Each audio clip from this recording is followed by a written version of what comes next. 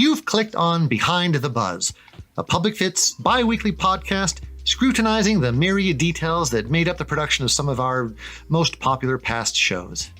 I'm Joe Kucan, producing director here at APF, joined by artistic director Anne-Marie Pereth. Hi there. And together we'll be telling stories about the work that went into bringing these plays to life.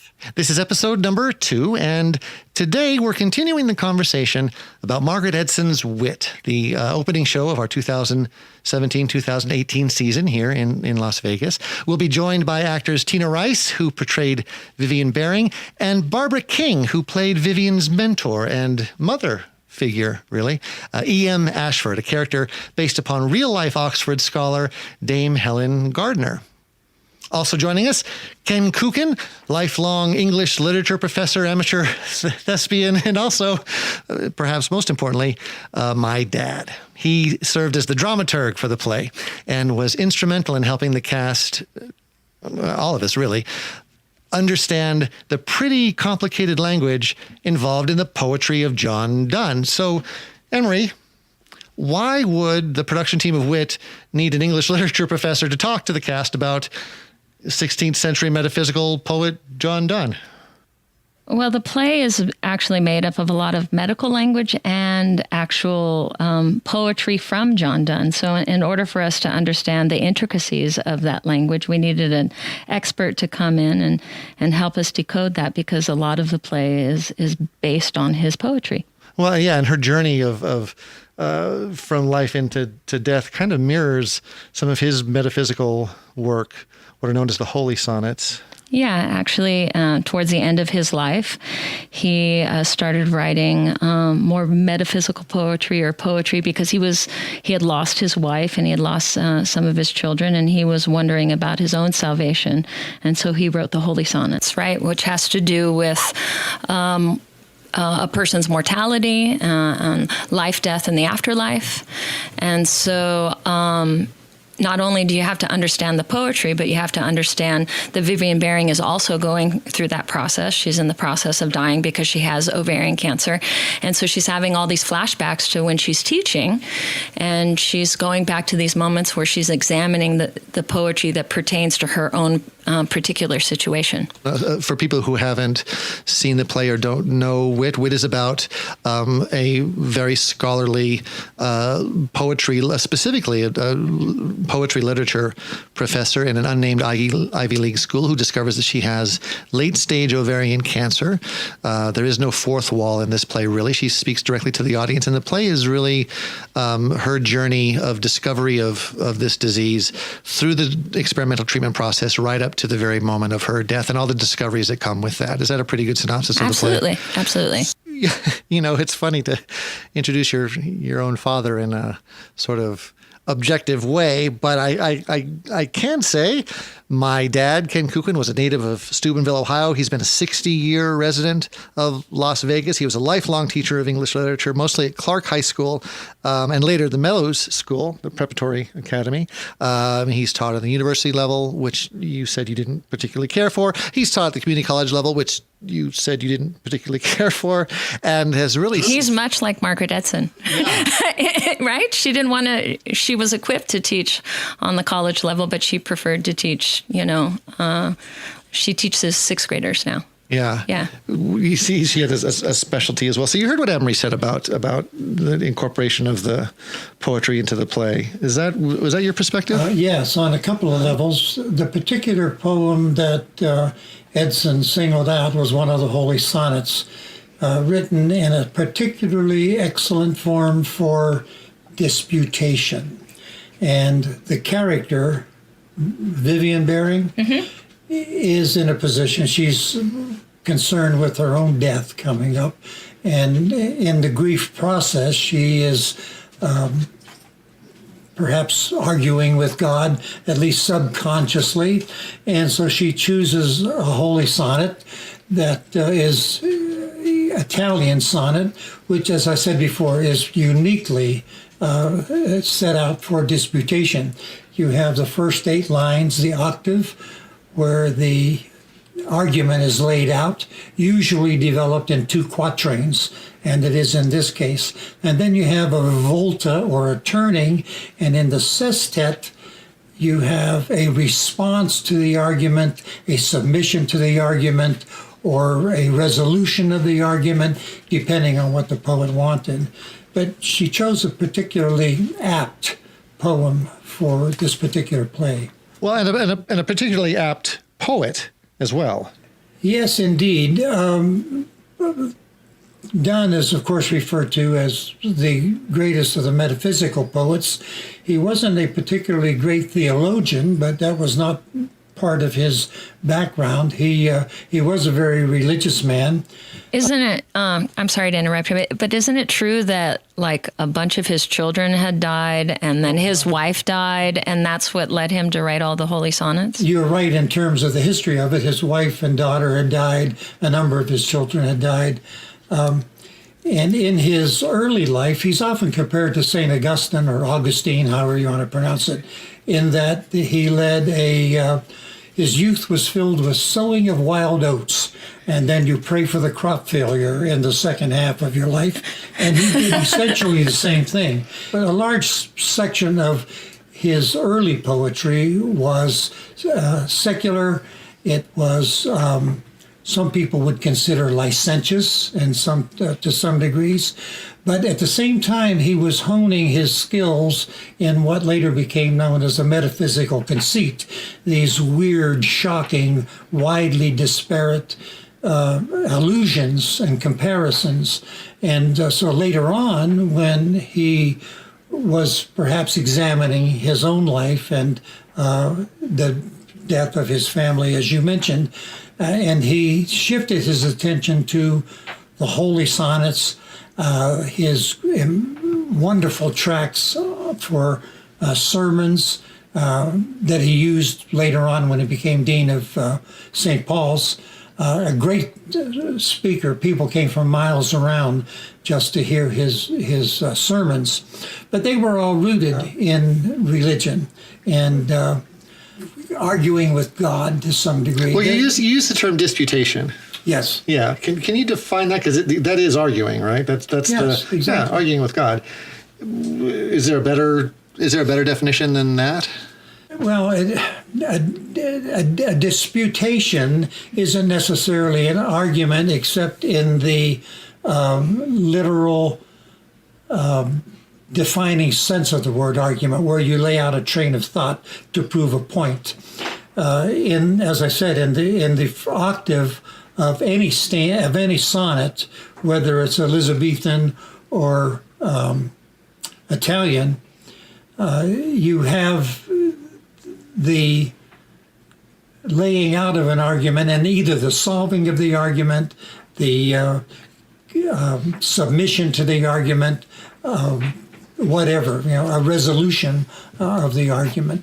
So all I can say is, in that particular poem, it is a disputation. All of his holy sonnets are not. There are only 4, I believe, of his holy sonnets that directly would take that form of a dispute. Well, the only reason I brought it up was because I think there's a reason why Edson chose that particular poet for this play and for this character, and the idea of a long-going argument or a long-going discussion or a concern about afterlife and what did you say, the reaping of the sowing of the crops. I think there's a reason why she chose him. I don't mean to cut you off, but I think the reason that she chose him is in the title of the play, Wit, because in his time, wit did not mean then what it means to us. We tend to be flippant about wit. Wit is a very quick riposte. We think of Oscar Wilde in terms of being a wit. That's the more modern definition. Yeah. Or what about like Jerry Seinfeld? Any stand-up comic who gives you that quick response, we think, "Oh, he's such a witty fellow," but that's not the wit of Donne or even Shakespeare, for that matter. Any of the poets of that period, from the English Renaissance up to I'm going to say the Romantic period, but even perhaps beyond that. For instance, George Gordon, what's his name? Lord Byron, a very witty fellow, not in the sense that we regard wit. So if we're not talking about wit in terms of wittiness, the way we think about it today, and I mentioned Oscar Wilde, and you mentioned Jerry Seinfeld, and what is the definition of wit as applies to the play? Why is the name of this show Wit? Well, wit, the way done, and I'm sure the way Margaret Edson conceives it, is a much more profound approach to not only humor, but a scholarly treatment and process of thinking about just about anything. Now, in Donne's case, and the metaphysical conceit notion, his wit was a matter of finding comparisons between two widely dissimilar objects or ideas and somehow relating them to a particular idea or theme that he had going for him in a poem or whatever. In order to understand wit in the sense that Donne or even Shakespeare uses it, you had to be very widely read. You had to bring an enormous background to the poem at hand or whatever the discussion was. I once had a teacher in undergraduate school, and he said one day that every time you look at a painting, a new painting, whether it's in a museum or someone's home or whatever, you have to bring every other painting that you have seen in your life to that painting in order to analyze it or say something profound or specific about it. And that really stunned me when, of course, I was only 20 years old at the time, but I thought, my God, what a responsibility that puts upon you as an observer, a casual observer or a profound reader or thinker, whatever. That's an enormous requirement to bring every damn painting you've ever looked at in your life. Even at 20, I had seen a lot of paintings. Yeah. But it's kind of that way with Donne as well, because he was so widely read in mythology, in language, in law, in theology, that he had all of these things that he could bring together, even though they were dissimilar and unlike each other. They fitted together, meshed nicely in the theme or the idea that he was developing. I want to bring Tina Rice into this conversation. I'll just reintroduce Tina Rice. Tina is a company member with a Public Fit Theater company. You portrayed Vivian Baring in our production of Wit. I did. Yeah, and an amazing show for you. Won a bunch of awards. A lot of focus on your tremendous work. But you've told us in the past that in other conversations that it was some of these words in the play, not just the medical terms, but the poetry itself, that you found it pretty intimidating. Absolutely. Yeah. Can you speak to that a little bit? I mean, I'm hearing from Pop here about the extensive education you kind of have to have before you can even approach the poetry. Yeah. So Ken was very helpful during the process because he helped break down one of the poems that she delivers the entire sonnet actually to the audience, excuse me. What's a flashback? She's delivering one of her famous lectures that she delivers to, I think the idea is that she's actually speaking to a lecture hall full of students. And in this case, the audience is representing those people. And it's a flashback that she's having in the midst of a breakdown. Is that a pretty good? Right. She's pretty far along in her chemotherapy and her process and her illness. It's she's taking a downturn for the worse, and she does fantasize of one of her lectures, and in this poem in particular, and as it relates to asking God for forgiveness, or actually not asking God for forgiveness. Yeah, wondering why forgiveness is necessary in the first place. You want to read that poem, Dad? It's If poisonous minerals, and if that tree whose fruit threw death on else immortal us, if lecherous goats, if serpents envious cannot be done to us, why should I be? Why should intent or reason born in me make sins else equal in me more heinous? And mercy, being easy and glorious to God, and his stern wrath, why threatens he? But who am I that dare dispute with thee? Oh God, oh, of of thy only worthy blood, and my tears make a heavenly Lethean flood, and drown in it my sin's black memory. That thou remember then some claim as debt, I think it mercy if thou wilt forget. And that seems pretty specific to her. Well, at first reading, it seems kind of specific to her state of mind. Now, I was calling back to my mind Tina's performance in that particular scene, and she really attacked that poem, whacking it with a pointer and disputationally, which is exactly what is going really on a word? in Donne's mind. Hell, who Is cares? disputation really a word? Is that really a word? But You teach for 60 years, I guess you could make up your own damn words if you want to. Yes, Shakespeare did. possibilities. Okay.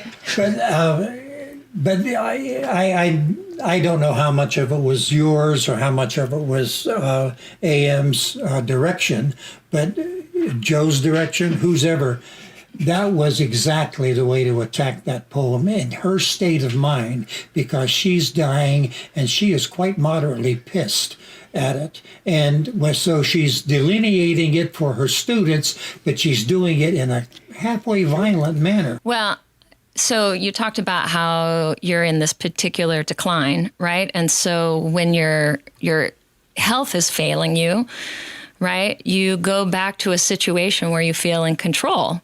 And when she was in the classroom, Vivian Baring, the character, she felt in control, right? Because she understood what everything meant, and she had ownership of that particular space. She intimidated all of those students. And that was a place where she felt that she was right.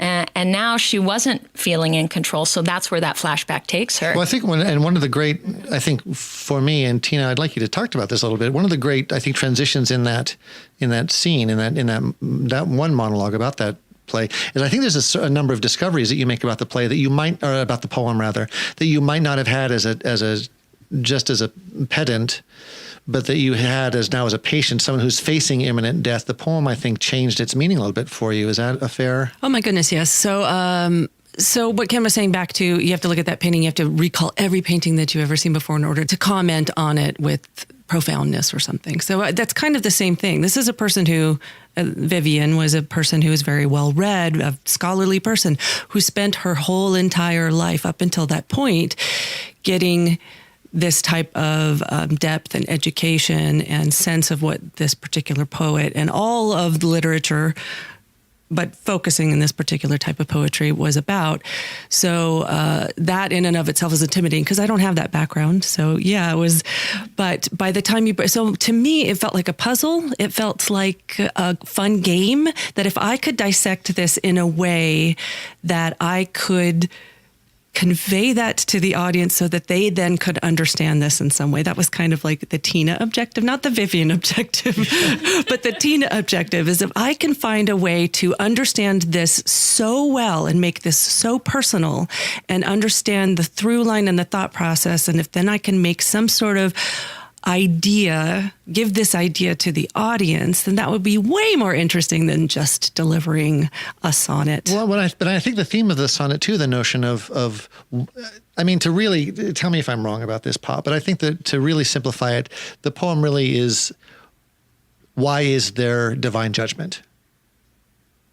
Right? If you were to subtitle the poem or to really sum it up, he's questioning the very notion of divine judgment. Why should there be divine judgment when God has the choice to not judge? And he also has the choice to perhaps judge the tree in the Garden of Eden and snakes and rats and goats. But I think she's questioning both sides, she's right? questioning both sides. So the notion of why is there judgment, I think would place a very high part in a woman who is facing imminent death. And not having a lot of other connections in her life, because this was a woman, because she was so educated, not necessarily because you're educated, you choose to isolate yourself, but her choices led her to some sort of isolation from other people, holding them at arm's length, not having a lot of close relationships. And then realizing that, yeah, if I'm faced with mortality, who's my best buddy right now? It's probably God. So I better kind of come to terms or may have some understanding of what might lie ahead or not. Did you feel like Vivian Baring was a theist? I didn't. I didn't really have that idea for her. I feel as though sometimes there wasn't really any other indication in the script that led me to believe that she was. Yeah, atheist. but I suppose when you're facing death, you got to think about it. What was challenging for me, because I had to have you like go line by line. What's happening here in this line? What's happening in this next line? But when we were all in the room together, I don't know if you remember this, but it was really important for me because I thought how Tina was saying, well, if I can just get the audience to understand it in the way I'm understanding it, then I've done my job. And I had the same fear. I thought, well, this poem's going to go over a lot of the audience's head. So do you remember in rehearsal, we talked about there was like different layers or different cracks that she had, as if the poem in the flashback was hitting her differently than it did actually in front of the classroom. It was like the present day world and the flashback were kind of colliding. Absolutely. And delivering the sonnet in that theatrical way in which we did, while yes, this was the flashback that led us into that, or the sonnet that led us back into that flashback during her lecture, when we did that, it was theatrically just delivered as the sonnet, as a person delivering the sonnet, not necessarily the way that she would have delivered that to her class. So I think that also personalized it and maybe brought the audience in. I hope. I don't know. Well, I think for like I mentioned earlier, I think for me the drama of that scene, the interesting thing to me in that scene was watching your transition and watching you go from something that was a very rote lecture that you had given 100 times before to the realization that it was more personal now, and that perhaps Donne got some things right and maybe didn't get other things right, that you had a perspective now about death and the divine, particular to your circumstance, that artists up to this point had only been imagining. And there was the question of forgiveness, I think, in her mind, forgiveness for some of her behavior, not necessarily that she had done anything bad, but maybe the way that she had not developed relationships and treated people in a cold manner. See, that's funny. And not been warm to foster those types of things. So I think there is a type of forgiveness that she was wanting in order to realize that she needed that now. But that's funny because you're right. It's not about forgiveness for bad behavior. It's forgiveness for regret. It's almost asking to be forgiven for regretting the gift of life, regretting the life that you've led up to this point, and then that gift is divine in nature. I see that face. Well, only insofar as what you said about the gift of life. And we just discussed earlier Vivian meaning alive and bearing meaning a direction towards or whatever. It's a wonderful name for this character, Vivian Bearing. It's just like the title of the poem. Or the play, rather. Well, this is a good time then to really dig into some of the specifics of not just the title of the play, but now, we're literally about to start talking about punctuation, because there's an intricate scene, and we'll be talking with Barbara King about this in a little bit, about the discussion about the difference between a comma and a semicolon. And it's so important, in fact, that often the title of the play, Wit, the I in wit is replaced with the semicolon, and the play is advertised as W semicolon T, which is we took up that idea as well. And when we advertised the play, it was W semicolon T. So this might be a good time to talk a bit about punctuation, because there's a scene in the play, and we'll be talking to Barbara King later about this. Who plays E.M. Ashford. Who plays E.M. Ashford. There's a scene with Vivian and E.M. Ashford where they discuss the difference in a piece of poetry, where some versions include a comma and some versions include a semicolon, some versions include a period, and some versions include an exclamation point.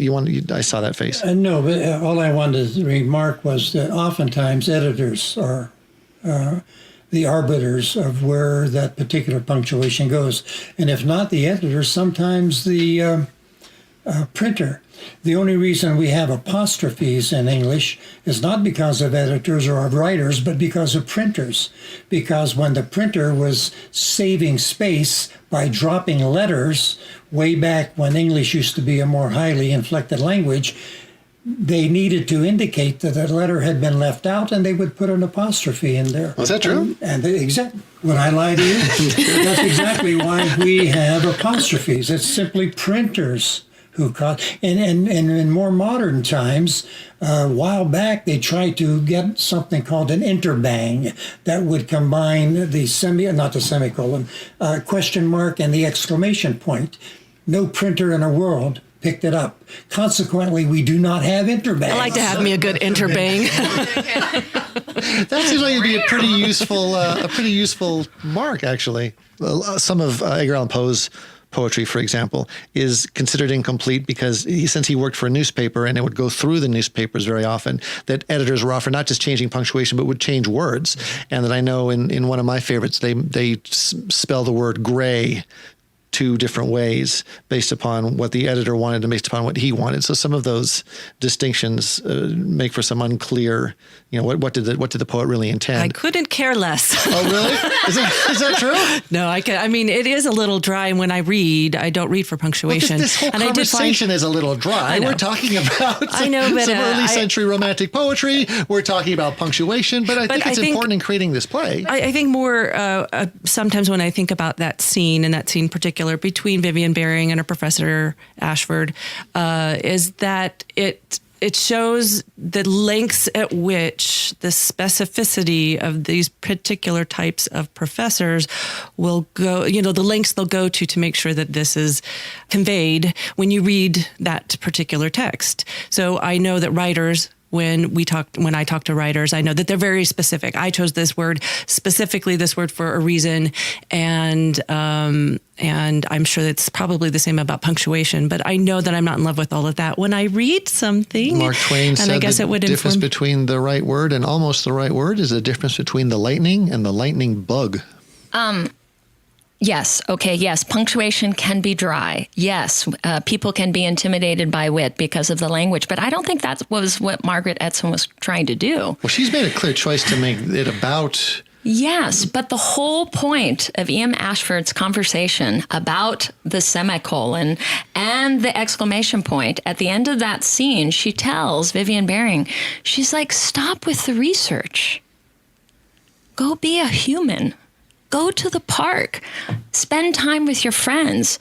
That's really the point of the play. And because Vivian Baring didn't learn that, she had to spend her whole life shielding herself in the research corner with all of her shields and her language and her punctuation and her metaphysical conceits. And it did her no good. And she only discovered the beauty of life by having connection with people. And that's really the message of the play. So in order to get to the heart of the play, yes, you have to dig into all of these very intellectual ideas to get to the real soul and grace of the play. Well, I think there's a discovery, too, that Vivian has in that scene. She says, Ashford talks about, life is not about exclamation points and semicolons and all this sort of what she considers hysterical she actually uses the phrase hysterical punctuation. And she says, no, she says, and we'll talk about this more. You can cut all this. I just want to bring it up. But we'll talk about this with Barbara because she talks about how that death, the actual dying, isn't a big dramatic semicolon. It is a comma. It's nothing more than a breath between one state of life and then the life hereafter. And later on in the play, I think Vivian realizes that's bullshit. That death is not a comma. Death is a fucking semicolon, and it's an exclamation point. Because when she recites that poem at the end, the last time, the last word she says is exclamation point. The actual process of dying needs hysterical punctuation because it is hysterical in its brutality. That's my take on that scene. What do you? Did she read that at the end? She does. Remember you said you choose to use the semicolon instead of the right on. I forgot. And the exclamation point. 2 years ago, people. 3, but and the exclamation point. I said 3. Yeah. Yeah, you're right. You're right. Absolutely. And remember, we had a whole discussion about that because I found that a little bit confounding. I thought she was going to take on the thinking of her instructor, but because of her experience in the story in her own life, that going through 8 rounds of chemotherapy is so challenging and so painful, she had to release into that idea of the semicolon, and that it is painful and it is not an easy transition. Well, and this is another reason that that I think Donne is a particularly apt poet for this play, is because I think that part of the play is an indictment on the artist's perspective of dying, and that we can create a sort of romanticized view of the death process, and we can discuss that maybe it's just a comma, just a breath, and that dying is this sort of spiritually romantic thing. But what Vivian comes to find out in the very act of dying, and the very nature of going through that process, the vomiting, the pain, the drugs, the unending being treated like a piece of meat, the sort of inhumanity of the hospital staff from time to time, that death is not a comma. It's a semicolon and an exclamation point, and it is a very dramatic. It deserves hysterical punctuation. But also her discoveries, right? Her discoveries about herself and her life. I mean, absolutely, not just the painfulness in which she experienced her. I love how she says, "I'm sorry," too, after she recites it in the way, and she doesn't hearken back to her professor. It's almost as if she wanted to give honor to what her professor said.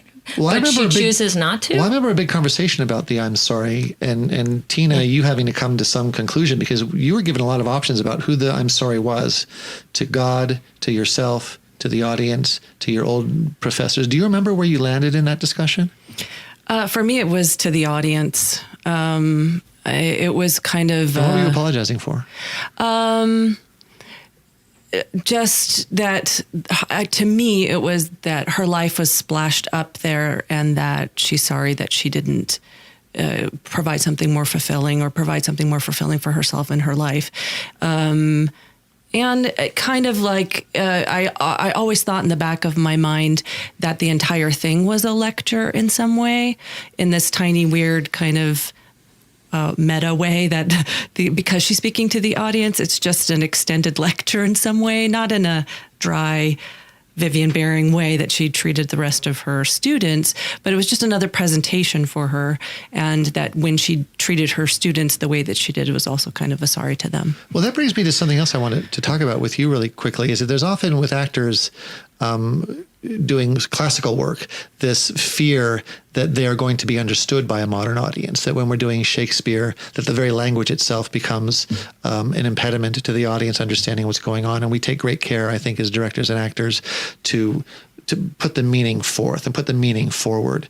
Did you have a similar challenge with this more modern play? Was there a concern, because it is some complicated language, even not just in the poetry, but in her own speeches as well? Right. So it's subtext city, sweetheart. So I just got, Anne-Marie's just telling me all the time, what do you mean by this? What do you mean by this? So sometimes it just doesn't matter what the actual words are when it comes out. Context clues were helpful, or pointing to what the meaning of that particular word is because something had just happened, and sometimes, no, they're not going to know that word. I mean, there are some people who aren't going to have that depth of vocabulary, but similar to delivering the sonnet, no, you're not going to get that on the first pass. All of the nuance and meaning and history and it's going to, there are words in that sonnet that people aren't going to know.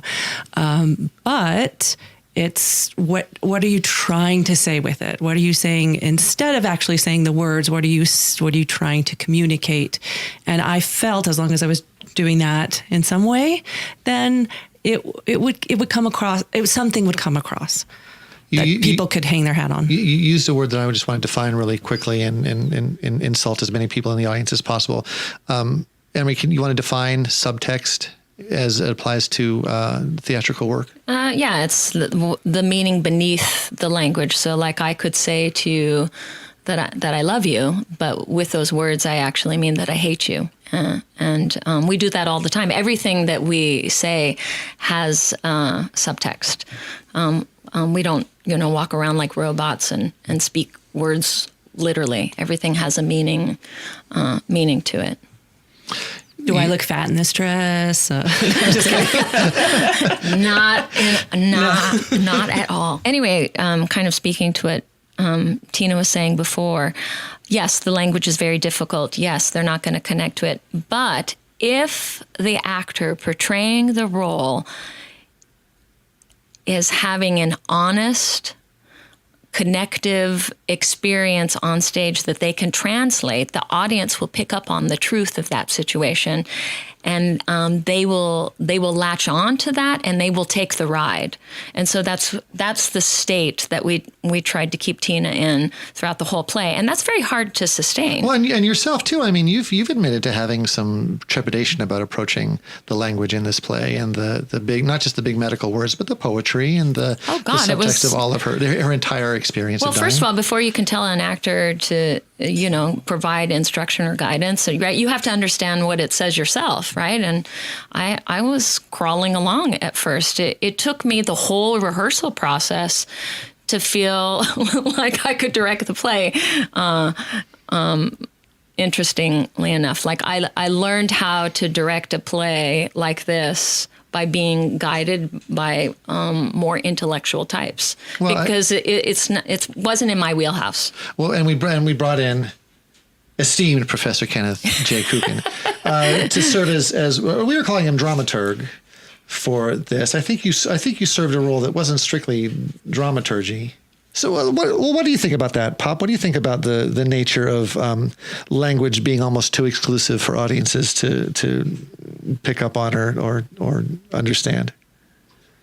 In some cases it is, but as a teacher of English and as a lifelong reader and lover of the language, I have a hard time with that notion that language is somehow divorced from everyday life or from people's comprehension. If you put a little bit of effort forth, you can figure it out. And I think to a certain extent, the language of Donne is difficult, but so is the language of Shakespeare. And my God, go up to Utah every fall or summer, and they're laying out Shakespeare every day. Now, some people can't take Shakespeare unless they read the play beforehand, and they have to work at it. But still, the language is what it is. But I think that's what theater does, right? Theater, we're not, aside from, Miss Saigon, where we land the helicopter, and Phantom of the Opera, where we take our boat through the canal, and what other big spectacular, Les Mis, where we create the barricades, and Wicked, where we fly them around. I guess I've just described a whole bunch of musicals, haven't I? What do we have but language and the discussion and the characters talking to each other? We are not generally a spectacular art form, or is that naive? Are we really a spectacular art form? What do you think, Tina? No, you're right. I agree. I enjoy language. I like the challenge. I like learning about it and training myself to try to communicate it in the best way possible. If there isn't a word there were tons of words I didn't know, just look it up and figure it out and try to make it part of the natural part of that particular character, or try to make it a way in which you are communicating. Because the fact is that type of speech was that particular character. And so it can define a character. It can define where they're from. It can define who they're talking to. It can define so many things. So yeah, absolutely. Language is a huge way in how we communicate with each other. I think that in an art form that is so language centric, that this play especially takes great care in being very specific about the language that it uses, and not just the language, but the punctuation, which is what I wanted to sort of transition to. I don't know if it's a disability or a skill that I particularly have, but if the actor doesn't make me hear the language, I won't listen to it. I'll start looking at the movement, or is the actor connected emotionally to the moment? I won't hear it unless they make me hear it, right? And so all of those parts all have to get stacked up together. So when the language in the play is really difficult, right, all of those other things, the movement, the emotional context, the objectives, the tactics, and the language all have to stack together like in like a sandwich for me to hear it.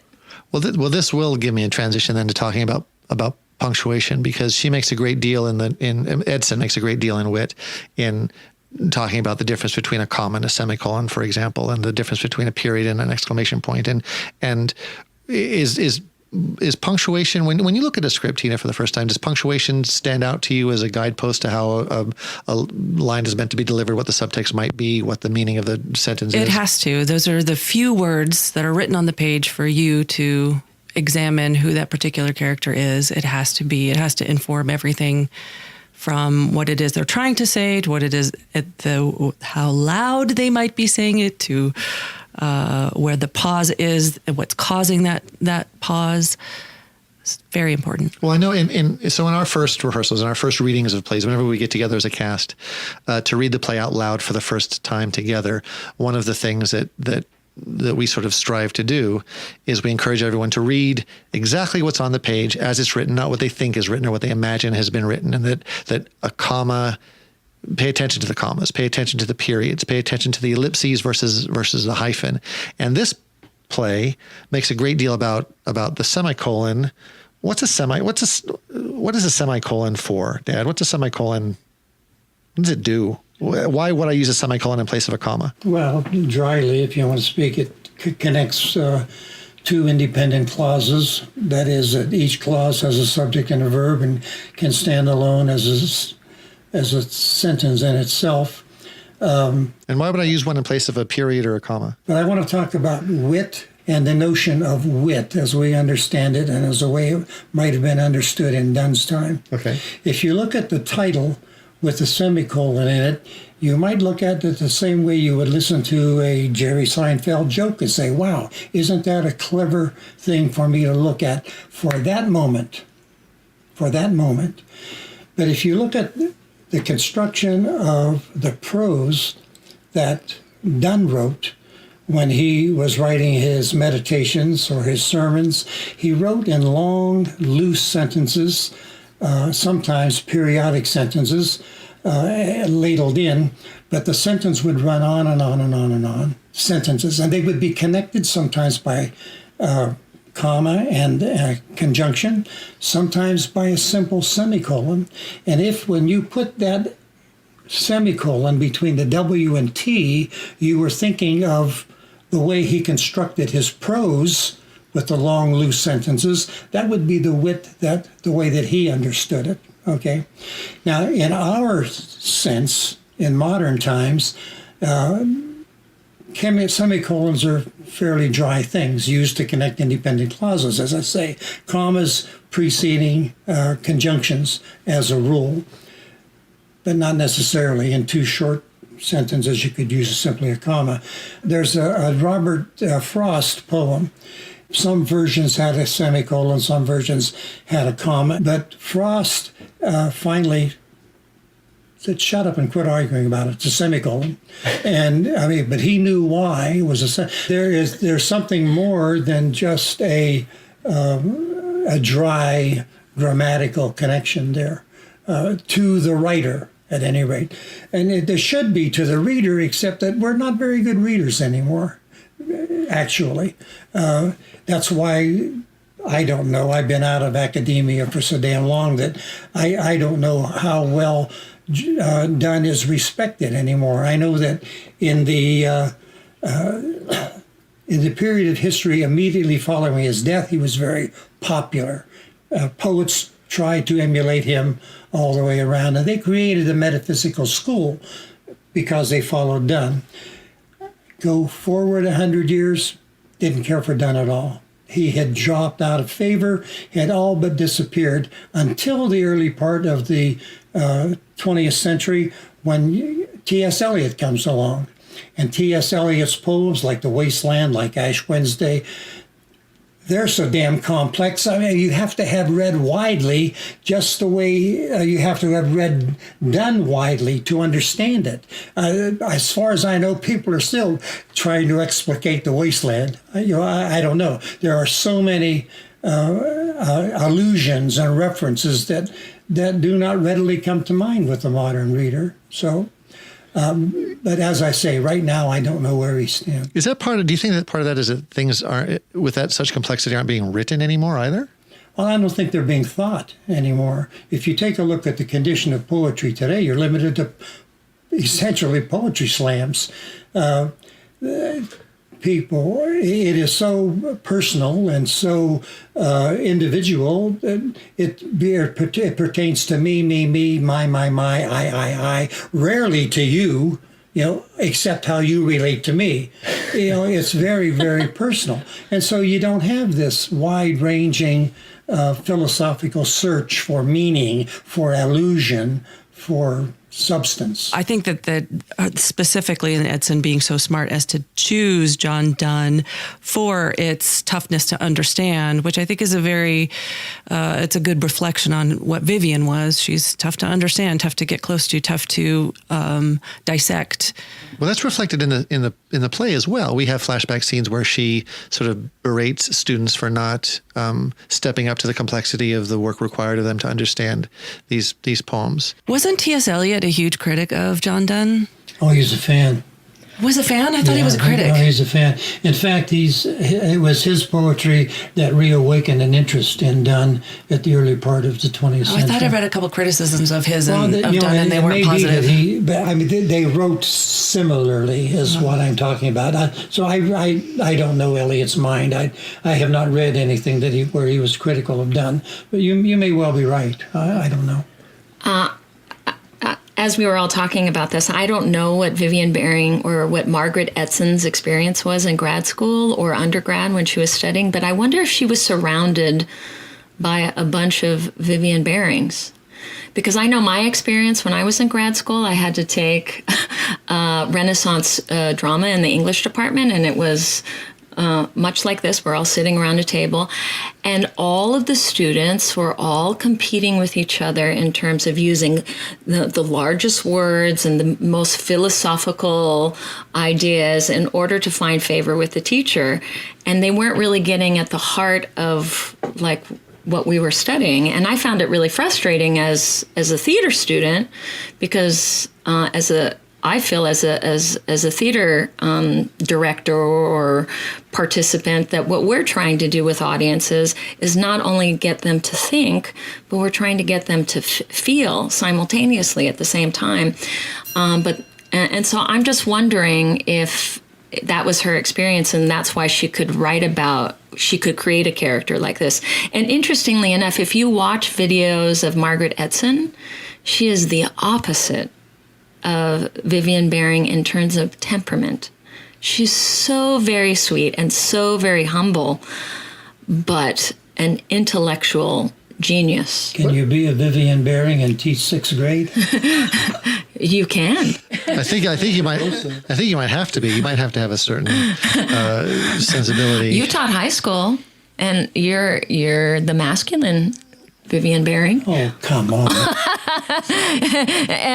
But the one at the end of the play, not at the beginning of the play. Okay. That's what I'm meaning. Yes. So Dad has talked about his connection to the semicolon and its separation between two types of thought, its use in the title and its use in the play. What did you take away from the very importance of the central idea of the semicolon in the play?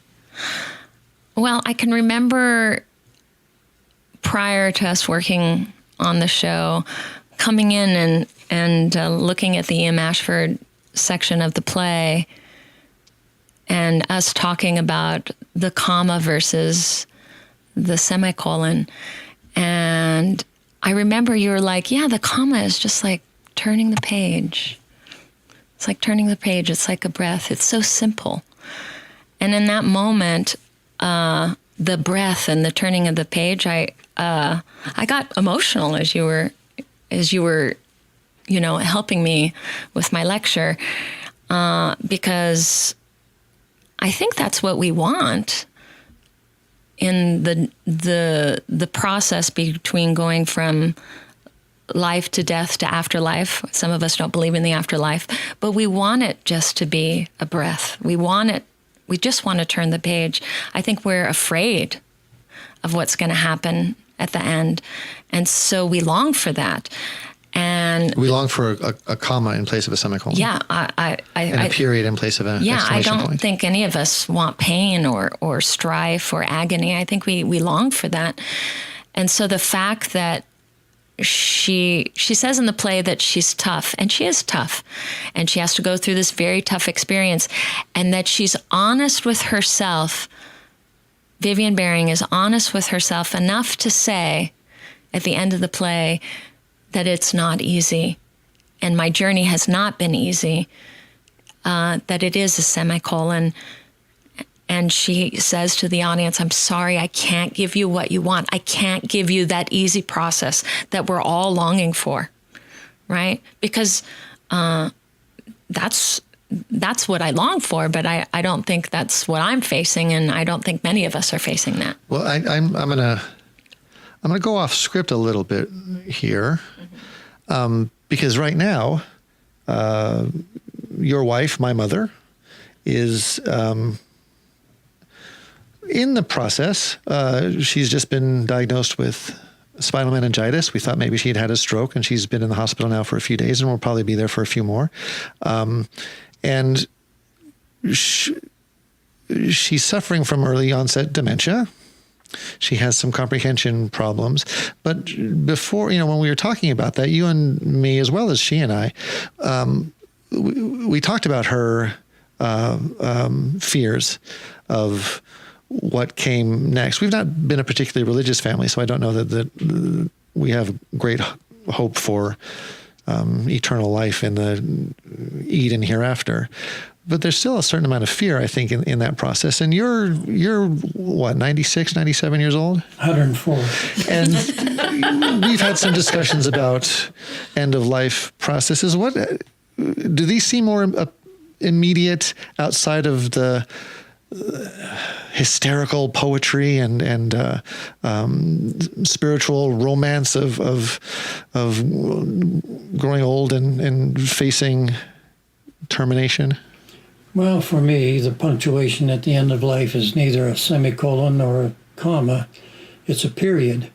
I don't know exactly how my wife feels about it, but over the years, she was raised Catholic, very conservative German Catholicism in central Minnesota.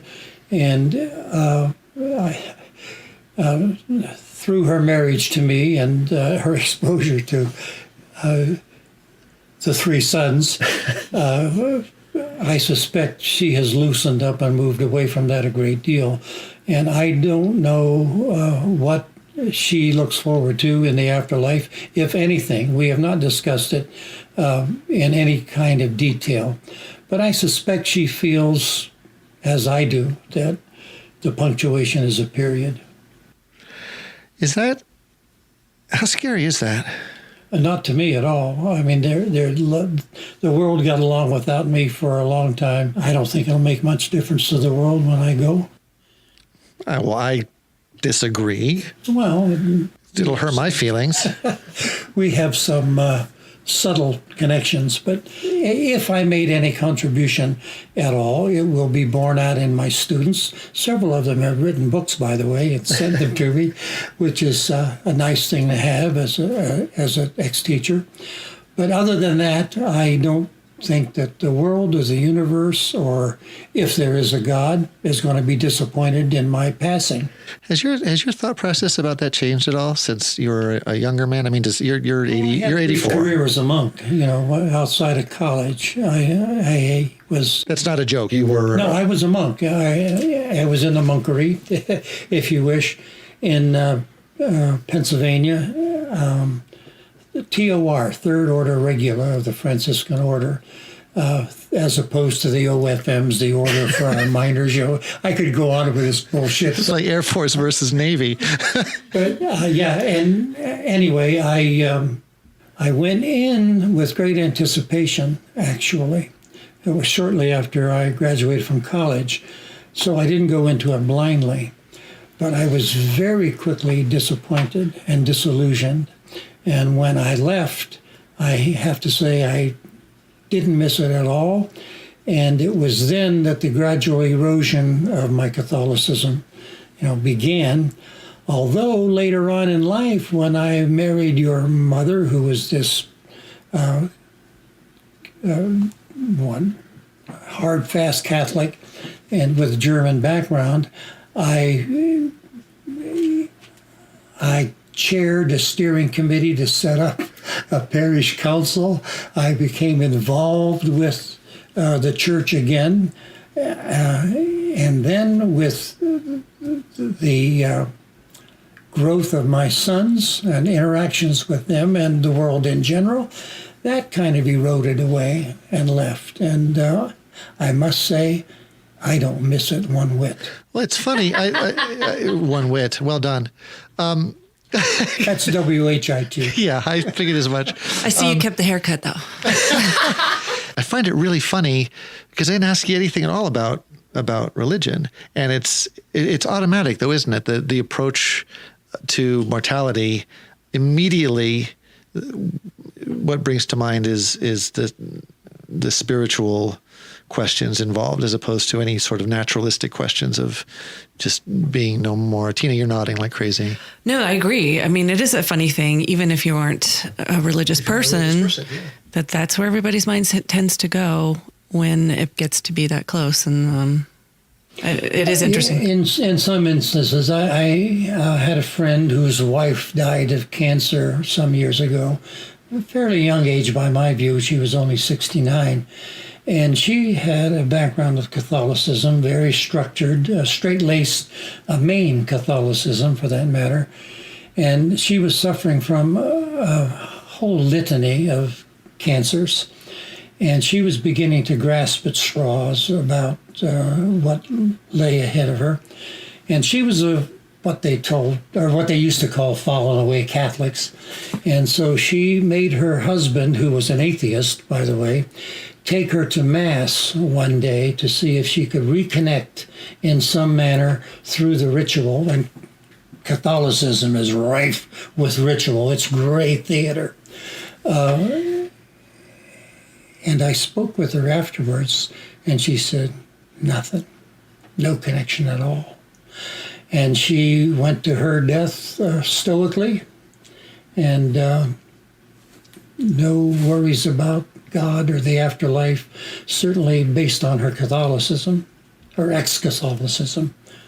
So, A period rather than a a period rather than a semicolon.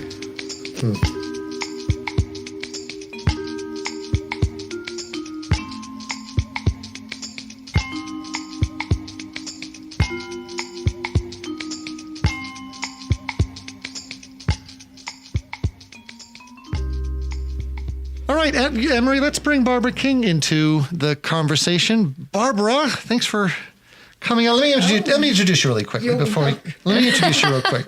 Barb hails from the Midlands of England, Staffordshire. Did I say that? Yeah, Staffordshire. And went to the Institute of Linguistics in Birmingham. You studied some French and German. Mm-hmm. Is that right? That's right. Ended up in Chicago. A bit of Russian, actually, too. I should throw that in. Well, since this episode is all about... Good Lord, what is that? What did you just say? That just means, how are you? Oh, I'm fine, thank you. But well, then you say, хорошо, спасибо, а вы? I would never be able to say that. But this is good because since this episode is all about words and the use of some of the poetry and the words in the play, that's going to come in real handy. You came here by way of Chicago. I assume you did some theater out there. Did do some theater out there. One of the things I was most proud of out there was working with court theater at the University of Chicago. Oh, wow. And we did Day and the Death of Joe Egg. And the woman who I played, I was the one who was really horrified by the spastic character. Yeah, hanging in a closet, right? Yes. Yeah. And the woman who played the Joe Egg's mom was Megan Fay, who has gone on to become quite a good character actress. She popped up in something on Netflix the other day, and I was going, I know was her. on stage with her. And then you ended up in Vegas. Was that that must have been an interesting shift of gears? It was a very interesting shift of gears to go from Chicago to little old Boulder City. You know where I live. Yeah. A town of 15,000 from city of millions. It was, for those outside the state, a suburban town outside of Vegas by about 20 miles. the little town that built the Hoover Dam. Yeah. Yeah. What was it like? So, and you hit the ground doing theater in Vegas probably from the moment you got off the plane here. I did not. I was one of those women who, when I got married, I gave up the theater basically, and I still continued to work. And then I had my daughter, and until my divorce, I didn't really look at doing theater again. Yeah, you had some time. Sort of got put on the back burner, which was sad. But so I guess a good thing that came out of my divorce was that I got back. Well, you came back with a vengeance because you played E.M. Ashford in our production of Wit. And since we're spending a lot of time talking about words and punctuation specifically, she is the character that really makes the argument for specific punctuations in poetry. And I'm wondering, because she spends a lot of time talking about John Donne, is it fair to ask you about John Donne as an Englishwoman? Do you study him with a different sort of intensity than we perhaps do here? I'll tell you, I did study John Donne, the poetry of John Donne, in high school. Not the holy sonnets, however. He was well known many years before he turned to religious writing, for writing rather erotic poetry, lovely poetry, poetry. And Isn't there one about the flea or something? yes, where he's wanting to be the flea that is attacking his lover's breast or something. Yes. Ken read me that poem. Actually, I don't know poetry, but I know what I like. Did you feel, was that helpful in putting together the character of Ashford, that connection to Donne? I think I understood something of her passion for it, because I mean, he is a very clever writer. Right. And fascinating to unwrap the meanings behind his words. Right. Yeah. Well, let's talk about Ashford as a scholar of that type of poetry. It's kind of funny. One of my favorite lines in the play is where she sort of sniffs her nose at Shakespeare in a way as being too hysterical and dramatic for a true scholar. I always got the impression that Ashford was almost a vehicle in the play for a certain perspective. Did you have that in perspective, or was there something? What purpose does E.M. Ashford serve? The perspective being the text, the thing, and you should start there and not with a feeling. Feeling has no business in. Well, I think there are a couple of things that she does. I think she sets up for Vivian just the nature of scholarly work and the sort of intense drive that it takes to really become the best in your field. And I think she also tries to couple that with a sort of live your life mentality. Sure, work hard. Yeah, because I think Vivian is very. She has tunnel vision when it comes to her work. There is nothing outside of it, even when she has been told very plainly by Ashford to go out, spend time with friends. And the playwright says when she admonishes her about that, she says it tenderly. Yeah. It's almost as though don't waste your life. Live some of it, because it's short, and you move on into a whole other separate. It's interesting that you mentioned the vehicle, like that she's supposed to be the representation of like language and in terms of standards of language, but she's actually very, very high standards. Yeah. Yeah, she's actually the vehicle of more balance. And compassion, because both of her scenes end with her, like you said, go out, spend time with friends, go to the park. And then the second scene, you read her the book, The Runaway Bunny. So yeah, the first is, of course, a flashback. So it's Vivian's recollection. Mm-hmm. Right. So there's automatically a perspective skew to that. although the second is real. Well, that's to my mind, anyway. Well, we had some questions about we that. We did have some debate about that. Right, about whether or not in that moment Ashford was a figment of Vivian's imagination. Was she a literal angel coming in to release her from life? And what, but you mentioned, let's not get too drawn into that just yet. Let's talk about the Runaway Bunny a little bit, because we are talking about language. I always was fascinated with that choice of literature. And it's a very simple children's book in the face of this other grand literature, the poetry of John Donne, and the literature of Margaret Edson herself. Her style and her language. But the choice is perfect, because Ashford talks about the little bunny is forever running away, and his mom is always she says, "I'll always be there, to find you," or whatever. Yeah. And Ashford, I think, says something along the lines of, "Oh, look, it's an allegory for life. Wherever you go, there's God." Or It's actually one of my favorite moments in the play where this. It's very powerful. Well, but it also tells me something about Ashford and her ability to analyze not just if poisonous minerals and if that tree, the poisonous minerals speech, but also, all the poetry of Donne, but these smaller, very simple works that we would consider simplistic, she finds a very... What's lovely about Ashford, because I think she embraces stuff like that, And she doesn't comment on the punctuation in Runaway Bunny at all. She doesn't. Oh, by the way, I do want to just say to the two of you, Happy National Punctuation Day. Is that today? Is it today? It's today. September, what's today? September 20, it is? Wow, that's kind of ironic. That's something. I think it's kind of creepy. Oh, wow. Well, then let's talk about, did you have a feeling about the use of the semicolon? We use the semicolon in the advertising, W semicolon T. Yeah. Did you have a sort of perspective on why the semicolon would be considered, in her words, hysterical? Well, I think because you asked me this question when I was sort of prodding her for, what are we going to talk about? Mm-hmm. And she said, "How does your character feel about hysterical punctuation?" And she actually uses that term, hysterical punctuation.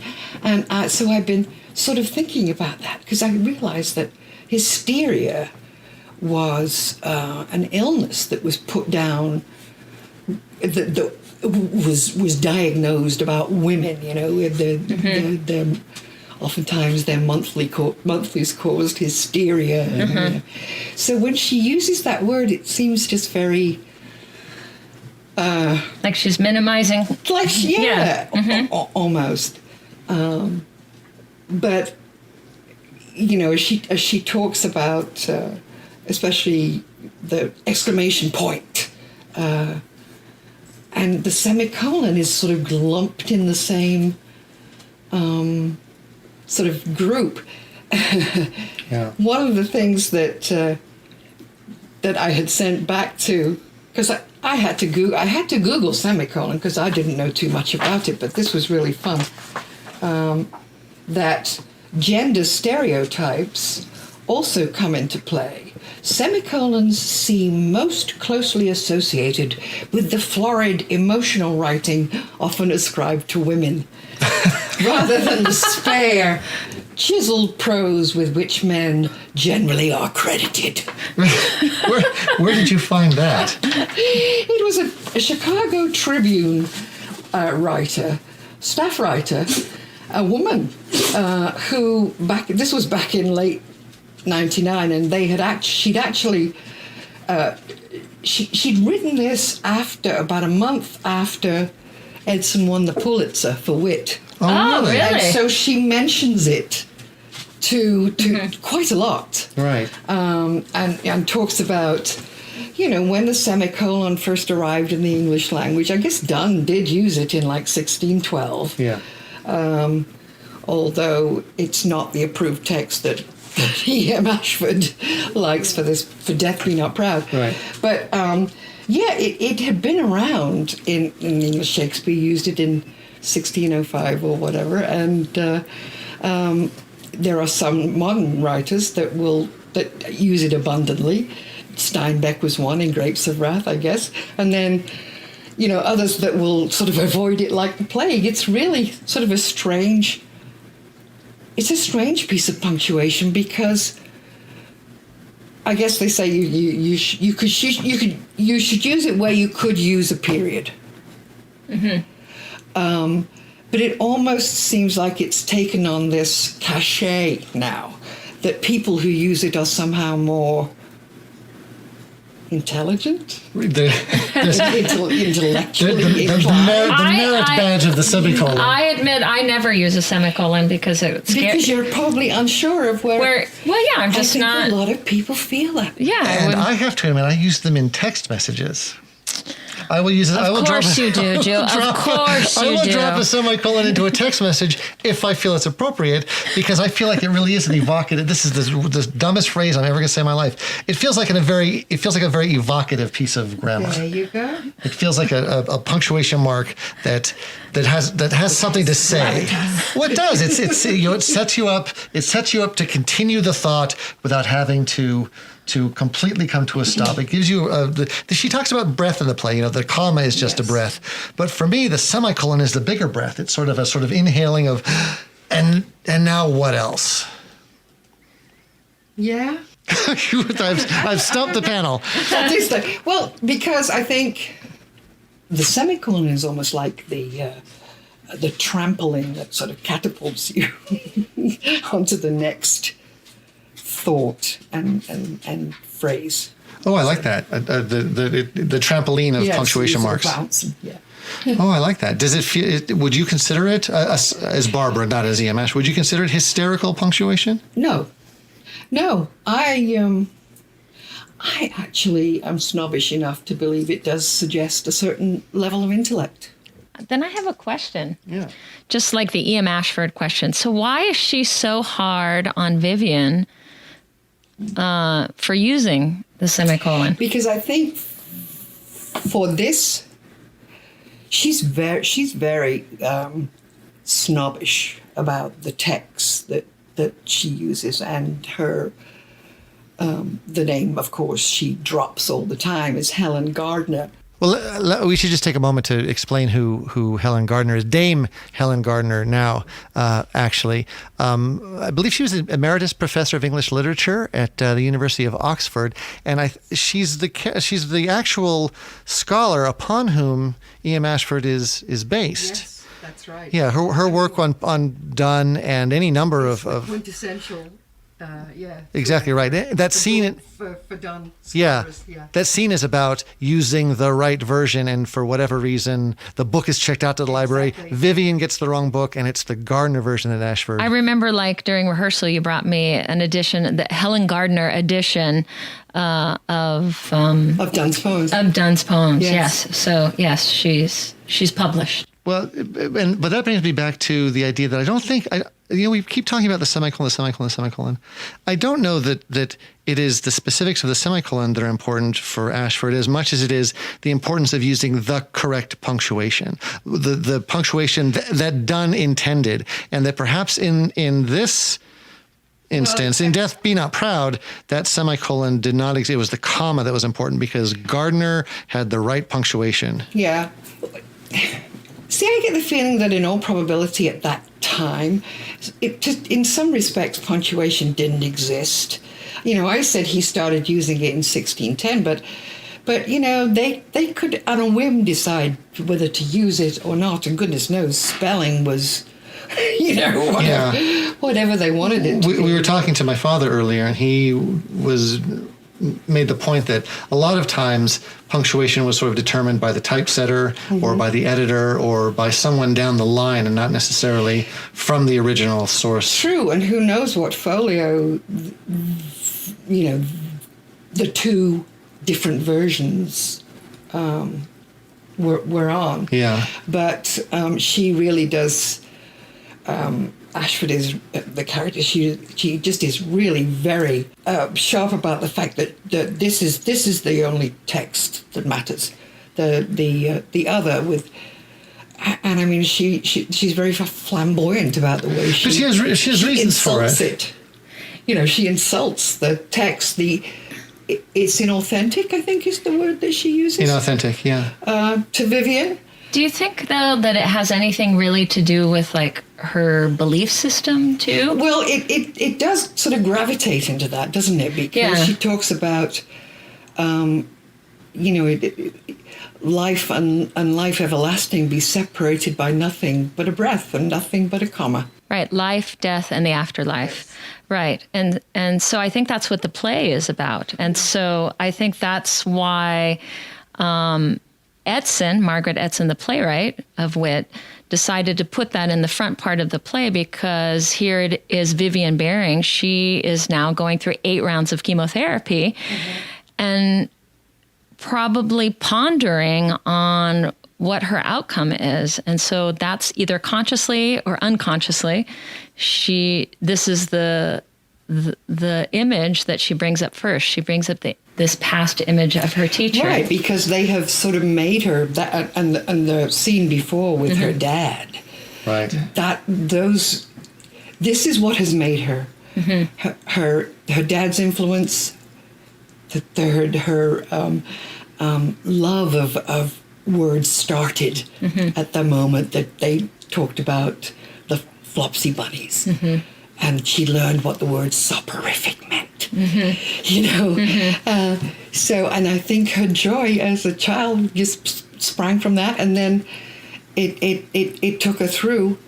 Well, we don't hear about Vivian's mother. We see a flashback with her father, and I think in a lot of ways Ashford represents a mother figure, and that instinct of hers that there is nothing between life and death but a breath. It's a very easy process of stepping into death is something that she carries with her, and we're meant to take that with us as we go through Vivian's journey of realizing that that's not right, that the artists may have it wrong, that the poets and the artists who suggest, and as Ashford does, that the transition from life to death is a very simple one, nothing but a breath, are wrong. And that romanticized version of passing is not the experience that Vivian has.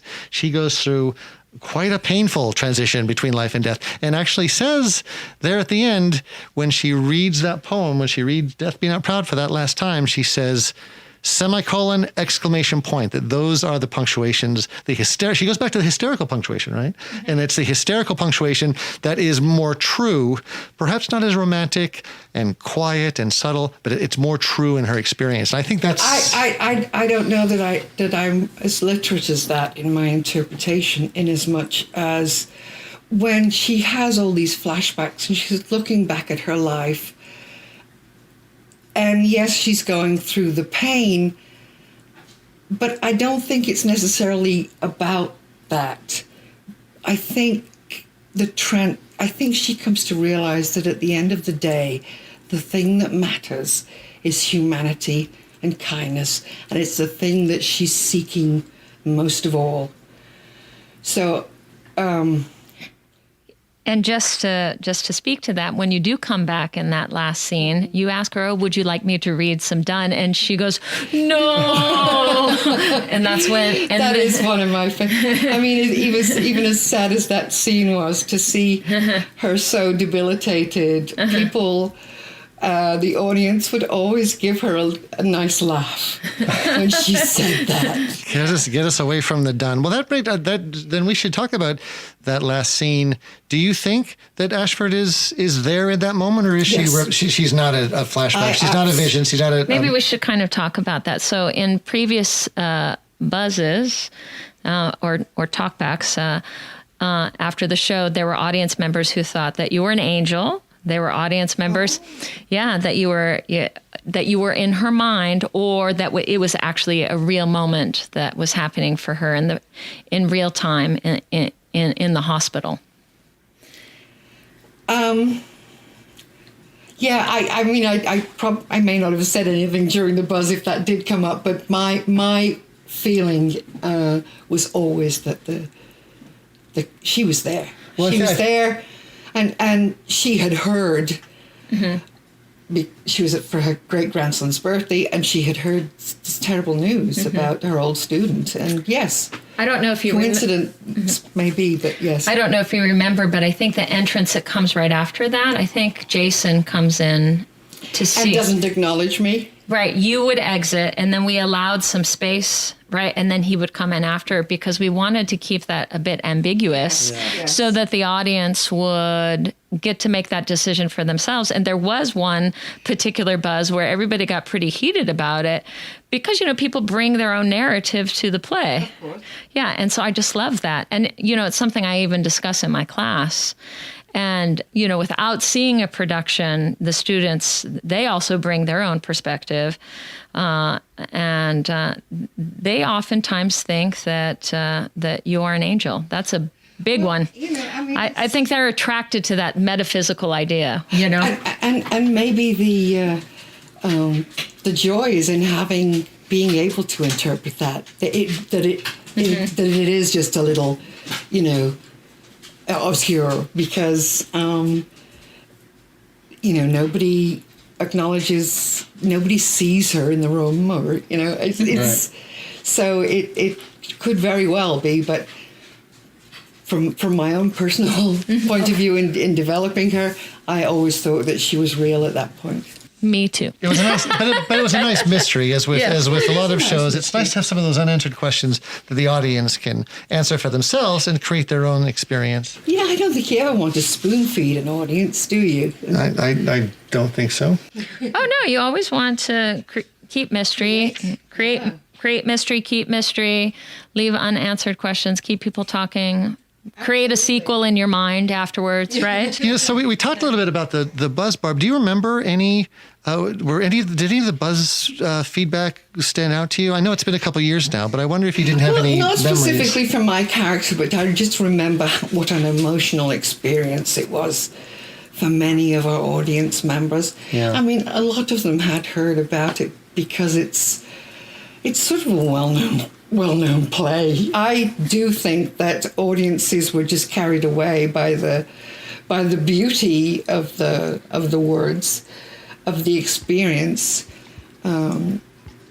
Takes a powerful actress to do something like that. Tina did a hell of a job, didn't she? Tina did a hell of a job. Yeah. Yeah, we're proud. A hell of a job. Thank you for coming out and doing this. You're welcome. This was magnificent fun.